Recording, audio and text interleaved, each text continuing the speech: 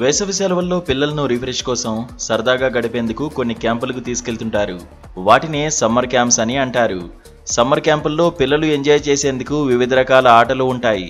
అయితే హైదరాబాద్ ట్రాఫిక్ పోలీసులు కూడా ఒక సమ్మర్ క్యాంప్ ఏర్పాటు చేశారు. ఇందులో పిల్లలకు ట్రాఫిక్ పై ఎడ్యుకేషన్ నేర్పిస్తున్నారు. గోషామహల్లోని ట్రాఫిక్ శిక్షణ కేంద్రంలో పిల్లల కోసం రోడ్డు భద్రతపై సమ్మర్ క్యాంప్ను నిర్వహించారు. దీన్ని ట్రాఫిక్ అదనపు పోలీస్ కమిషనర్ సుధీర్ బాబు ప్రారంభించారు. ఈ సమ్మర్ క్యాంపులో 10 ఏళ్ల నుంచి 15 ఏళ్ల వయసు మధ్య ఉన్న పిల్లలు పాల్గొన్నారని ట్రాఫిక్ పోలీసులు తెలిపారు. ఇందులో భాగంగా రోడ్డు భద్రత, డ్యాన్స్, సంగీతం, చిత్రలేఖనంతో పాటు చేతిరాతను మెరుగుపరుచుకోవడంపై పిల్లలకు అవగాహన కల్పించినట్లు చెప్పారు పోలీసులు. మరోవైపు రోడ్డు ప్రమాదాల కారణంగా ఎన్ని మరణాలు సంభవిస్తున్నాయి, ట్రాఫిక్ రూల్స్కు ఉన్న ప్రాముఖ్యతలేంటి అనే అంశాలను చిన్నారులకు వివరించారు.